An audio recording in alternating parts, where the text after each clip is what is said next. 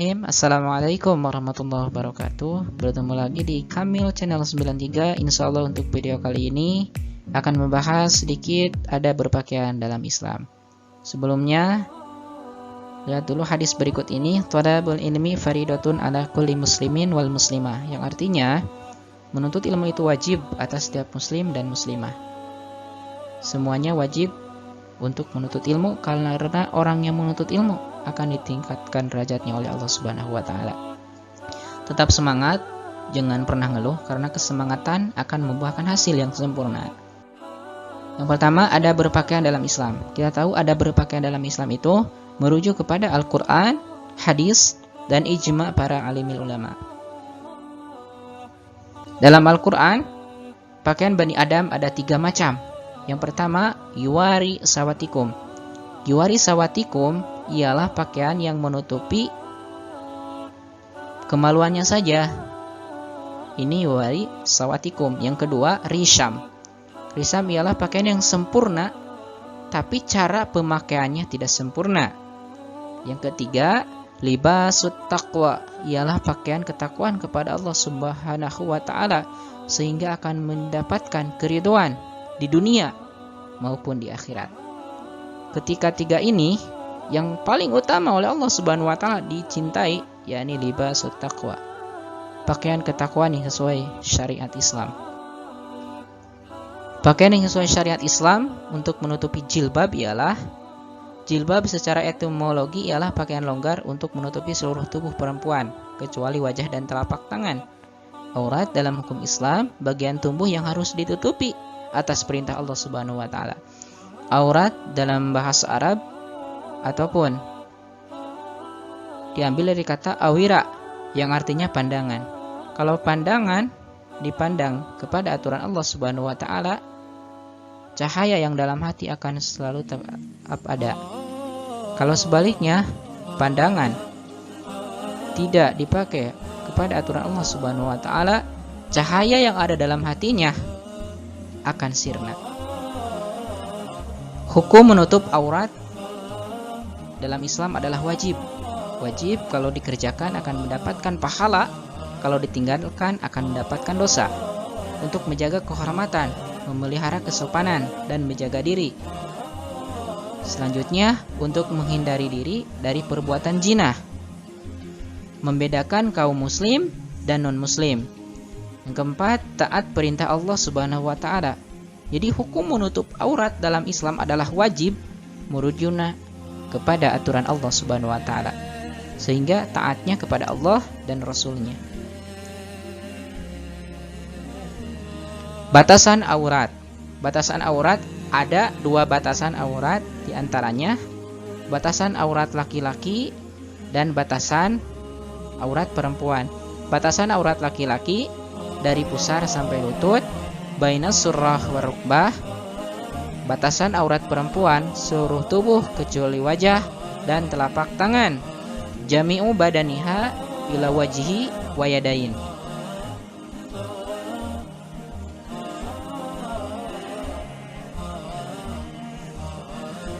Dalam Al-Quran, dalil tentang berjilbab terdapat dalam surah Al-Ahzab ayat 59. A'udzu billahi minasyaitonir rajim. Bismillahirrahmanirrahim. Ya ayyuhan nabiyyu qul li azwajika wa banatika wa nisa'il mu'minin yudnina 'alaihinna min jalabibihin.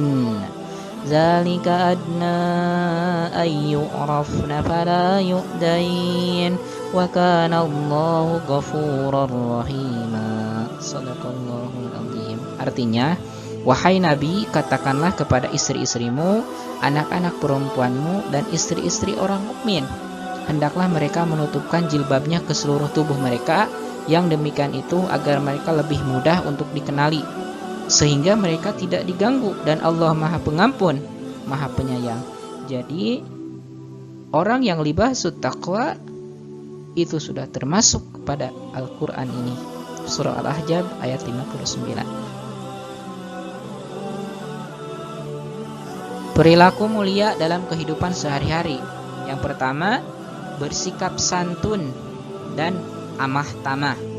Yang keduanya, jujur dan amanah.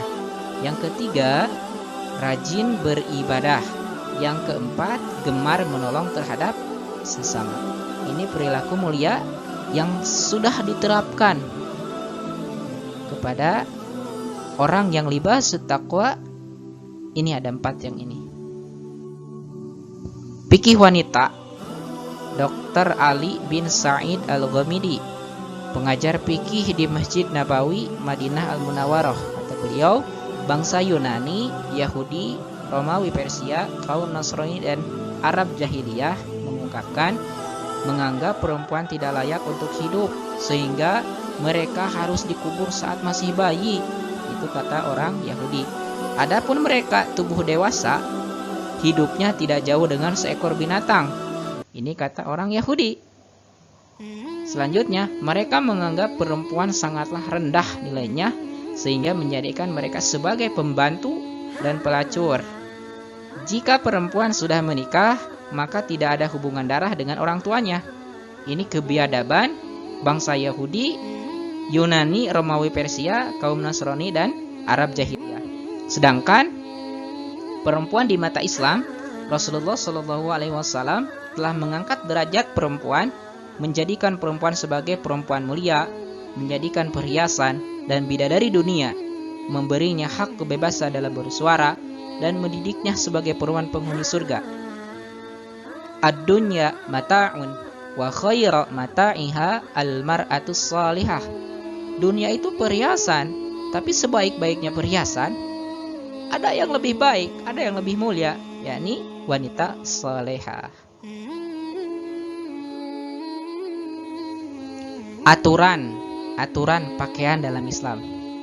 Tidak boleh transparan, tidak boleh ngetat dan mengundang hawa nafsu, berjilbab tadi tapi kelihatan lekuk tubuhnya.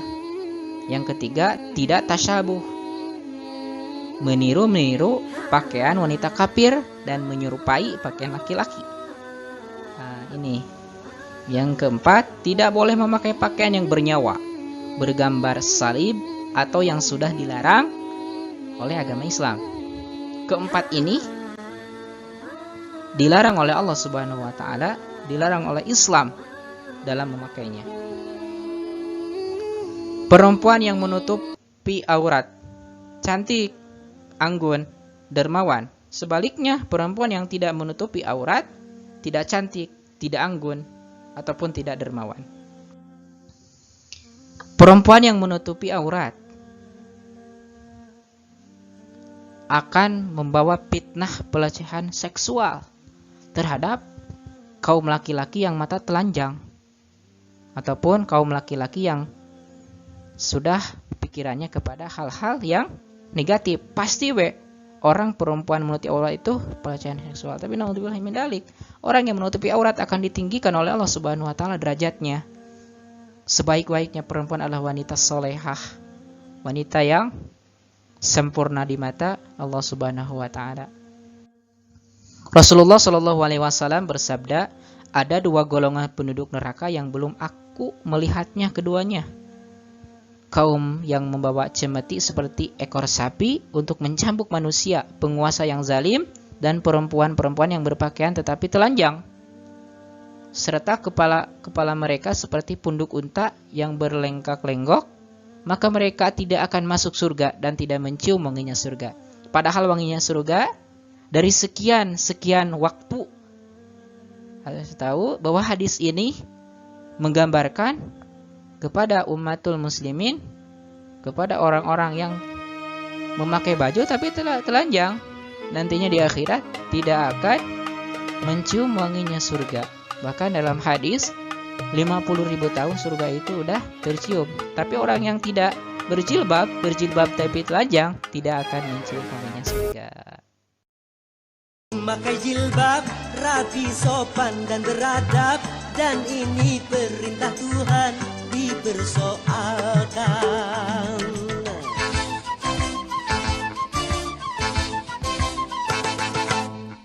pakaian mini yang membangkitkan birahi dan mengundang kejahatan tak keberatan. Bila aurat terbuka, pemerkosaan melanda.